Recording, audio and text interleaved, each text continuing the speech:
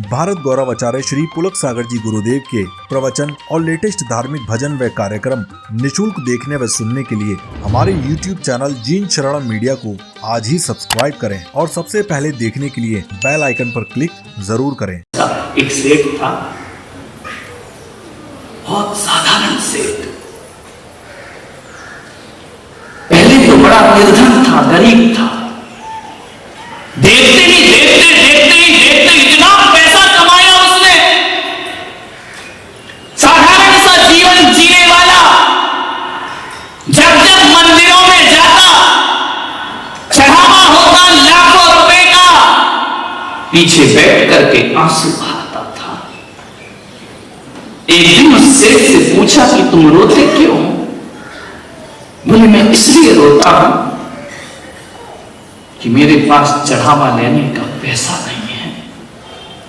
मेरे जीवन में कभी वो दिन आएगा कि मैं भी बड़े से बड़ा चढ़ावा लेकर भगवान का अभिषेक कर सकूंगा, पूजा कर सकूंगा, पाठ कर सकूंगा। आज मेरे पास कुछ नहीं है, पीछे बैठ जाता हूं आकर। और जब जब भगवान का अभिषेक प्रक्षाल होता, उसके नैनों से अश्रुधारा बहती। क्या मुझे ये सौभाग्य कभी प्राप्त होगा? रोज रोता हूं मंदिर में जाकर कि 2 वक्त की रोटी नहीं है मेरे पास। मैं कैसे भगवान से पूजा करूं, अभिषेक करूं? ना जाने क्या हुआ, कैसी किस्मत बदली। यहां भगवान का नमन होता, वहां नैनों से आंखों की अश्रु की धारा बहती। ऐसी किस्मत पलटी, ऐसी पलटी। देखते देखते अरबों रुपए कमा लिए उस सेठ ने, कोयले के धंधे में करोड़ों रुपए कमा लिए। इतना पैसा। लेकिन कपड़े वही पहनता जो पहले के थे। इतना पैसा पाने के बाद भी पैदल चलता, कोई गाड़ी नहीं। जैसी हालत पहले वैसी हालत अभी। एक दिन उस आदमी ने हमारी सभा में लाखों रुपए का चढ़ावा लिया। शकल देखो तो ऐसा लगे कि यार ले तो लिया, ये देगा या नहीं देगा, इसकी पीढ़ियां चुका पाएंगी या नहीं चुका पाएंगी। मैंने देखा, मैंने कहा यार ये आदमी लाखों रुपए की बोली ले रहा। समाज के लोगों से मैंने पूछा ये सही है या गड़बड़ मामला क्या है? बोले नहीं महाराज लेने दो उसको। मैंने कहा पैसा दे देगा? अरे बोले देगा महाराज। मैंने कहा शकल से तो ऐसा पुराना सा शर्ट पहनता, पुरानी सी पैंट पहनता है, कोई साल नहीं। और आज भी इतना पैसा होने के बाद भी किराए के मकान में रहता है, बात क्या है? बोले महाराज उसको बोली ले रहे। उसने बोली ली, लाखों रुपए की ली। मैंने उसे बुलाया, मैंने कहा इधर आओ सेठ जी, कमरे में आओ। कमरे में पहुंचा, मैंने कहा सेठ इतनी लाखों की बोलियां। नजरें झुका ली। मैंने कहा कपड़े ऐसे पहनते हो, ढंग के कपड़े भी नहीं तुम्हारे। आज भी तुम साइकिल में आते हो, गाड़ी नहीं तुम्हारे पास। बोले मेरे पास कुछ नहीं महाराज, बस जो कुछ है बाबा का दिया हुआ है, प्रभु का दिया हुआ है। तो मैंने कहा ऐसा जीवन क्यों जीते हो, लाखों की बोली हो, कपड़े भी ढंग के नहीं पहनते हो? उसने कहा महाराज मुझे वो दिन याद है, आज भी याद है मुझे वो दिन जब मेरे पास कुछ नहीं था। यही कपड़े थे, यही फटी टूटी चप्पलें थी।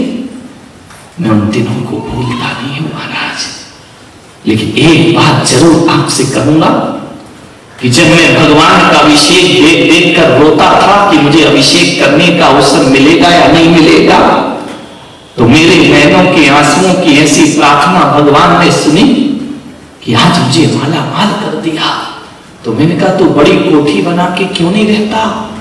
बोले इसलिए नहीं रहता महाराज कि ये पैसा मैंने पूजा के लिए मांगा था, भोगों के लिए नहीं मांगा था। इसकी इबादत में इसलिए कर रहा था कि तेरा अभिषेक करूं, और आज उसने दिए हैं तो मैं उसका अभिषेक छोड़ दूं और रहने के लिए मकान बनाऊं।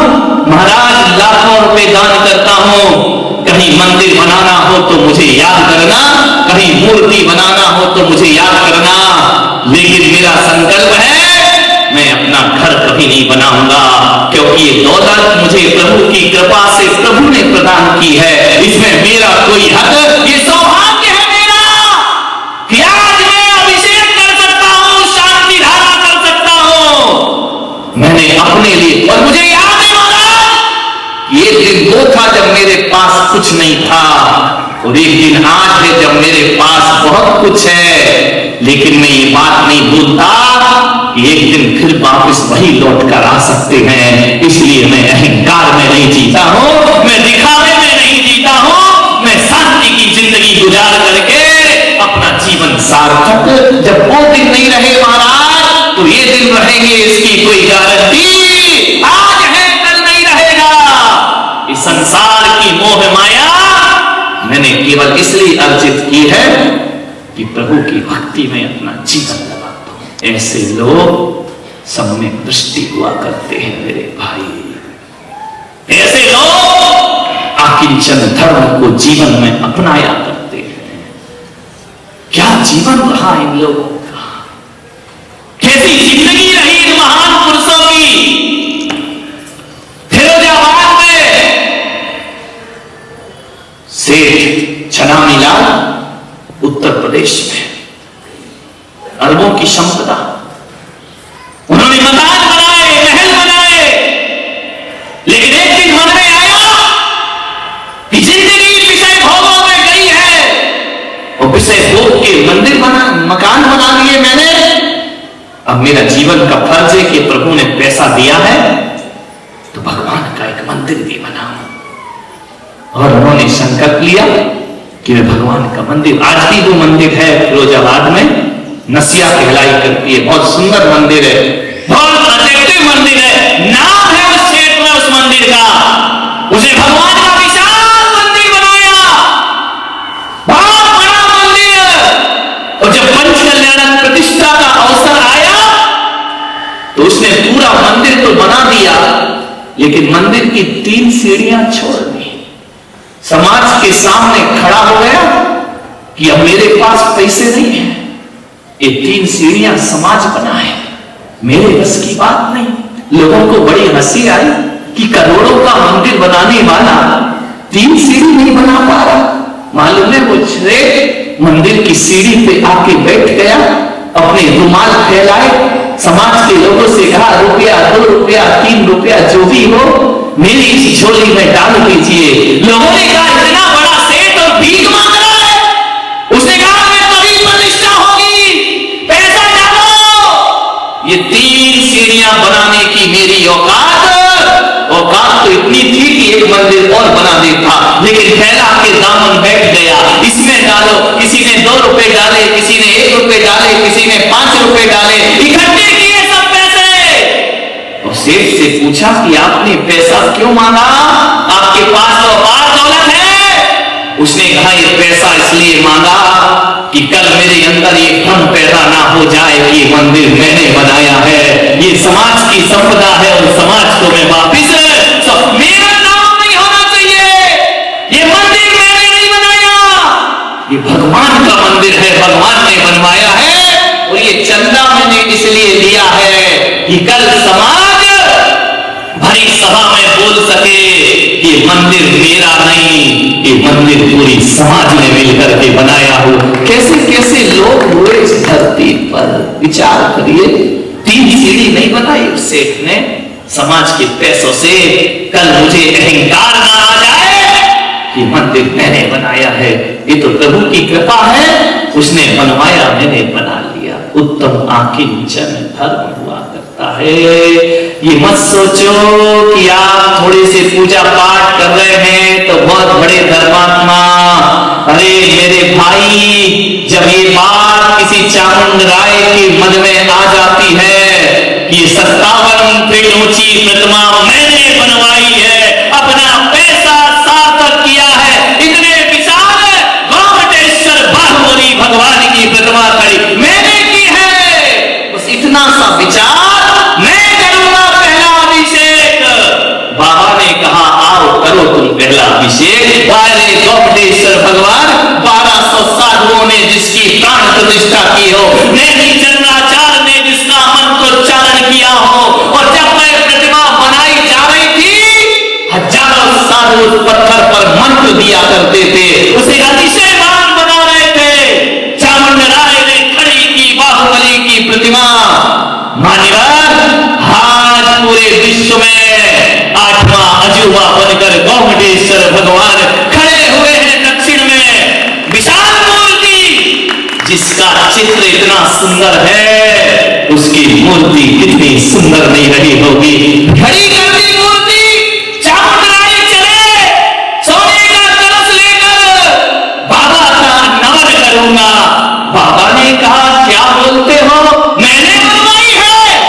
अरे पैसे के चक्कर में जैनब तो भूल गया, जैन दर्शन भूल गया। जैसे ही डाला कलश सिर पर, पानी शिखाओं में समाहित होकर रह गया। और डाला, कहते हैं गाड़ियां भर भर के पानी डाला, बाबा ने नमन नहीं किया। डालते रहो, नीर चीर की धार लगी, गोमटेश्वर भीगते नहीं है। ध्यान रखिए, पानी यहां चलता है, यही समाप्त हो जाता है, पूरी चर्चा का विषय बन गया। पंच कल्याणक संपन्न हुआ। नेमी चंद्र आचार्य खड़े हैं, सिद्धांत चक्रवर्ती। उन्होंने कहा कि चामुंड राय, बाबा नमन स्वीकार क्यों नहीं कर रहे हैं? पंचम काल की घटना है मेरे भाई। नहीं राजे आए, महाराजे आए, पूरे हिंदुस्तान से सेठ साहूकार पहुंचे, सबने कलश डाले। अहम के कलश गोमटेश्वर स्वीकार नहीं करते हैं। ध्यान रखना, यदि अहंकार चक्रवर्ती को आ जाए तो बाहुबली झुकने वाले, जिन्होंने भरत का मान भंग कर दिया। सेनापति चामुंड राय, तुम कौन हो जिन्होंने चक्रवर्ती को भुजाओं में उठा लिया? ऐसे गोमटेश्वर भगवान बाहुबली नहीं किया स्वीकार। अरे जब तक धरती पे रहे तो किसी के सामने झुके नहीं। चक्रवर्ती को भी दिखा दी कि भुजबल की ताकत कितनी। वो स्वाभिमान का प्रतीक हमारे बाहुबली भगवान। ध्यान रखना, खड़े रहे अड़िग बन करके। मान्यवर, हजारों कलश डले, लाखों कलश डाले गए, बाबा ने स्वीकार नहीं किया। कोई नहीं, धनपतियों की कोई जरूरत नहीं, अकड़ वालों की। एक बुढ़िया चली लुटिया लेकर, मुझे बाबा का नमन करने दो, मुझे अवसर दो। तू कहां जा रही है, पागल है क्या? बड़े बड़े तो नमन करा नहीं पा रहे, तू ये लुटिया लेकर जा रही है। गोमटेश्वर तो उसे ही देख रहे थे। ध्यान रखना, भक्ति भाव की बालें लेकर प्रभु को रूप बदलते देखा। अपना मान घटाया, लेकिन भक्त का मान न घटते देखा। गोमटेश्वर ने हजारों चिंतित पड़ गए लोग। कहते हैं 15 दिन हो गए, बाबा ने नमन स्वीकार नहीं किया। एक बुढ़िया जा रही, लाठी को टेकते, मुझे तो एक अवसर प्रदान करो, मुझे तो एक मौका प्रदान करो, मैं बाबा का नमन कर लूं। धक्के मारे उसे, गिरती उठती बैठती चढ़ गई पहाड़ पर। एक लुटिया का अवसर दो। नेमी चंद्राचार्य ने कहा, उसकी भावना है, एक अवसर उसे दे दिया जाए। इतनी सी लुटिया, छोटी सी, ली पहुंची बाबा के पास। नैनों से अश्रु की धारा बह रही है, हृदय रो रहा है, गदगद हो रहा है। बाबा, इस अभागिन का अभिषेक स्वीकार करो भगवान, इस अभागिन को अवसर दो। जैसे डालती है लुटिया सिर पर, गंगा जमुना की धाराएं बह जाया करती है। गोमटेश्वर का महामस्तकाभिषेक, इतनी धार जो हिमालय से जैसे गंगा फूट पड़ी हो, यमुना फूट पड़ी हो, भीग गए बाबा अभिषेक में। ध्यान रखिए, अहंकार नहीं आना चाहिए। ध्यान रखना, धर्म भी कभी कभी अहंकार बन जाता है। उत्तम आकिंचन लौट गए चरणों में चामुंड राय। हे बाबा, आज तूने मुझे मेरी औकात से परिचय करा दिया। ध्यान रखना, जैसे हैं गोमटेश्वर भगवान, आज भी देखना, कितना भी अभिषेक हो, बाबा पूरे नहा जाते हैं, लेकिन आज भी नाक के नीचे पानी नहीं आया करता है। आज भी ये भाग सूखा है। किसके लिए सूखा है? वो गुल्ली का आजी के लिए वह भाग्य सूखा है। आओ अहंकार के कलश मत ढालो, प्रभु पर ध्यान रखिए। ऐसा अतिशय दुनिया में कहीं नहीं घटा होगा जो गोमटेश्वर भगवान ने सारे जगत को दिखा के रख दिया। मान्यवर जैनियों की शान बनकर खड़े हैं बाबा गोमटेश्वर। सौभाग्यशाली होते हैं वो लोग जिन्हें ऐसे ईश्वर की प्राप्ति हुआ करती है। मान्यवर गोमटेश्वर ने किसी का अभिमान स्वीकार नहीं किया। एक बुढ़िया की लुटिया गजब कर गई। ध्यान कर, एक लुटिया में गंगा बह गई, जमुना बह गई, सरस्वती बह गई। बड़े बड़े कलश रीते के रीते वापिस आ गए। मानिए अहम मत लाना त्याग का, अहम मत लाना तपस्या का, अहम मत लाना रुपए पैसे का। ध्यान क्या है हमारे पास? सब दुनिया से बटोरा है, दुनिया में ही छूट जाना है। ये चंद मिट्टी के ठीकरे बटोर कर हम अकड़े अकड़े घुमा करते हैं। कौन सा धर्म है हमारे पास? कौन सा अपरिग्रह है हमारे पास? महात्मा गांधी, मैं मानता हूं कि भगवान महावीर के बाद इस धरती पर कोई सच्चा जैन पैदा हुआ तो महात्मा गांधी इस धरती पर पैदा हुए। हमने तो महावीर के अपरिग्रह को पूजा है, हमने तो महावीर के सिद्धांतों की आरती उतारी है, हमने तो महावीर के दर्शन को केवल श्रद्धा से शीश झुकाया है। और महात्मा गांधी ने तो भगवान महावीर के दर्शन को जीकर दिखाया।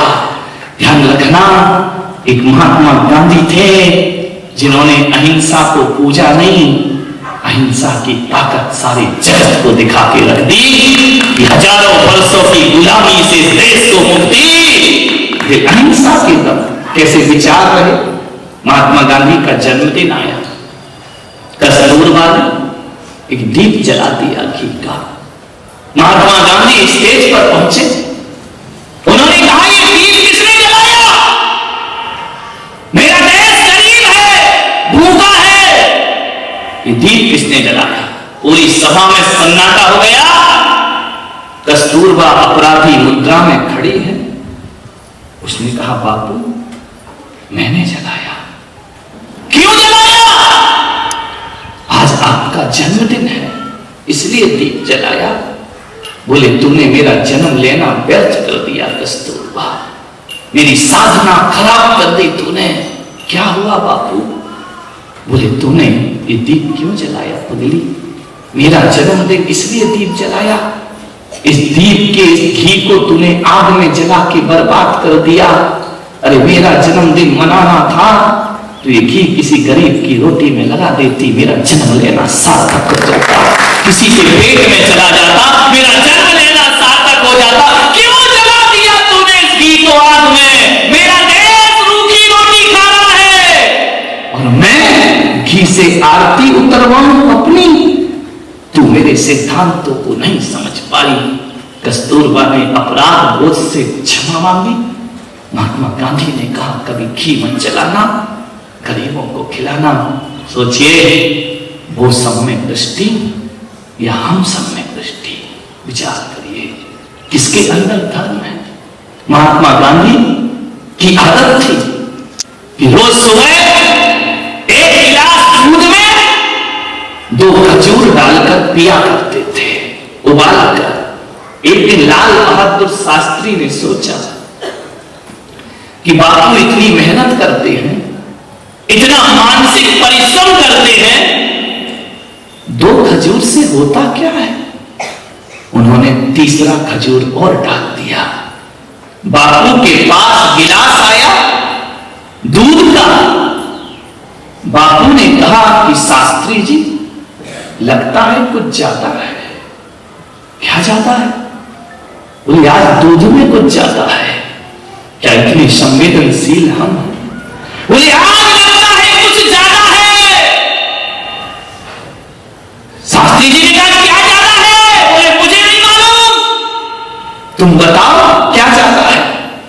शास्त्री जी ने कहा कुछ नहीं बापू, 2 खजूर रोज डलते थे, आप इतनी मेहनत परिश्रम करते हैं, मैंने 1 खजूर और डाल दिया। गांधी ने कहा क्यों डाल दिया? बोले क्या फर्क पड़ता है, 1 खजूर से भी फर्क पड़ता है, 2 है वैसे 3 है, फर्क क्या पड़ेगा? बापू ने कहा मिल गया मुझे ज्ञान। शास्त्री जी आज तुमने मुझे ज्ञान दे दिया, आज तुमने मुझे बोध दे दिया, मैं भी कैसा ना समझ था। शास्त्री जी ने कहा क्या ज्ञान मिल गया? बोले आज से मैं नियम लेता हूं कि दूध में 1 ही खजूर खाऊंगा। ध्यान रखिए, क्या इतनी साधना किसी जैन की है? आज से नियम लेता हूं 1 ही खजूर लूंगा, बाकी बिल्कुल। शास्त्री जी का क्या कैसी बातें कर रहे हो बापू? बोले अभी तूने कहा ना कि 1 खजूर से फर्क क्या पड़ता है, इसलिए तूने 3 डाल दिए, लेकिन जब 1 खजूर से फर्क ही नहीं पड़ता है तो मैं 2 गाय को खा रहा हूं, फिर तो मुझे 1 ही खजूर लेना चाहिए। मेरे जीवन की साधना है, ये अपरिग्रह है। ध्यान रखिए, जब 1 से कोई महत्व ही नहीं है तो मैं 2 क्यों लेता हूं? तुम सोच रहे हो 1 का महत्व नहीं तो 3 ले लो, और मैं सोच रहा हूं जब 1 की कोई कीमत नहीं है तो 2 लेने की जरूरत क्या है? आज से मैं 1 ही खजूर का संकल्प। ये होता है अपरिग्रह मेरे भाई। क्या इतना अपरिग्रह बात हम जैनियों की भावनाओं में मौजूद है? हमारे अंदर तो ये है कि जो मेरा है तो मेरा है, जो पड़ोसी का है वो भी। ये महावीर का अकिंचन धर्म होगा। मान्यवर सोचना, पूजा करने से क्या फर्क पड़ता है, अभिषेक करने से क्या फर्क पड़ता है, तो नहीं करने से कौन सा फर्क पड़ता है मेरे भाई? ध्यान रखिए, हमेशा जीवन में महावीर के जो सिद्धांत हैं, दर्शन है, गर्म पानी में नींबू निचोड़ के पीते थे महात्मा गांधी। पानी उबल रहा था, उन्होंने देखा और पानी उबालने वाले से कहा कि तू पागल है, ये पानी उबल रहा है, इस पे तू ढक्कन नहीं लगा सकता है। बोले क्या फर्क पड़ता है बापू? बोले तुझे तो फर्क नहीं पड़ता, लेकिन जब इसकी भाप निकलती है तो कितने जीवों की हिंसा होती है, और ये हिंसक पानी महात्मा गांधी नहीं पी सकते हैं। ध्यान रखिए, क्या इतनी सोच हम जैनियों की है? विचार करिए, कहां है धर्म महावीर का? कहां है वो सिद्धांत? कहां है? ऐसे ही कोई महात्मा नहीं बन जाता है। ये दुनिया महात्मा हर किसी को नहीं बोलती है। अरे जो अपने जीवन में ऐसे सिद्धांत और उसूल को बनाकर जीता है, दुनिया उसे भगवान कहकर पूजा किया करती है। ध्यान रखना, घर में रह के महात्मा ना वेश बदला, ना योगी बने, ना त्यागी बने, ना तपस्या की, ना हिमालय गए, ना माला फेरी, फिर भी यदि कोई महात्मा कहलाता है इस धरती पर, तो महात्मा गांधी को ही केवल महात्मा कहकर के बुलाया जाता है। वरना महात्माओं के हाल देख रहे हो तुम, क्या दशा हो रही है महात्माओं की। ये होते हैं धर्मात्मा लोग जो अपनी जिंदगी में आस्थाएं पैदा करते हैं। मेरे भाई, महात्मा गांधी कहते ही हमारे हृदय में, हमारे सीने में, हमारी आंखों में महात्मा गांधी का चेहरा याद नहीं आता, उनकी अपरिग्रह और अहिंसा की याद आ जाया करती है। और जब हम किसी कोई महावीर शब्द बोलता है तो महावीर का चेहरा तो किसने देखा, ना मैंने ना तुमने, लेकिन महावीर बोलते ही महावीर का वैराग्य और महावीर की तपस्या याद आ जाया करती है। मान्यवर, कुछ सिद्धांत बनाए, अपनी जिंदगी के उसूल बनाए, जीवन सार्थक होगा। मान्यवर, समय हो गया, 10 बज गए। यही निवेदन करूंगा कि जो कुछ भी कर रहे हो, जो कुछ भी हो रहा है, आखिर धर्म है, सब प्रभु की कृपा समझे। कोई कहे कि तुमने इतना दान किया, कुछ नहीं, सब तेरा तुझको अर्पण, क्या लागत है? यही तो आकिंचन धर्म है। तुमने इतनी सेवा कुछ नहीं की, आपका एहसान है, आपने स्वीकार किया हमें, वरना हजारों लोग आते हैं, संत हर किसी की सेवा स्वीकार नहीं किया करते हैं। सौभाग्य मानना, चातुर्मास में कुछ कर दिया सौभाग्य मानना, ये नहीं अरे हमने बारामती में नंबर 1 चातुर्मास, नहीं, कचरा हो जाएगा, सब ध्यान रखना, सब बेकार हो जाएगा। नहीं, प्रभु की कृपा है, हम इस योग्य समझे। जयकुमार जी प्रभु की कृपा तो यदि वो चाहता तो अस्पताल में ही रहते, उसी की कृपा है कि जिस भावना से तुमने कराया भगवान ने यहां वापस बुलाया। नहीं तो स्थिति तो वो थी कि आते नहीं, ध्यान रखना। और आज कोई कह नहीं सकता उन्हें देखकर कि इतनी बड़ी पीड़ा से वो निकल के बाहर आए हैं, ये किसकी कृपा है? देनहार कोई और है, भेजत है दिन में, ये उसकी ही तो कृपा है। नहीं तो अभी कितने लोग घरों में बैठे होंगे, कितने लोग ऐसे होंगे जिस पर उसकी कृपा नहीं है, विषय भोगने लगे होंगे, प्रपंचों में लगे होंगे, दुकानदारी में लगे होंगे, 10 के 20 करने में लगे होंगे, थारे मारे में लगे होंगे, कोई टीवी देख रहा होगा, कोई अखबार पढ़ रहा होगा, कोई झगड़ा कर रहा होगा, कोई व्यसनों में लीन होगा।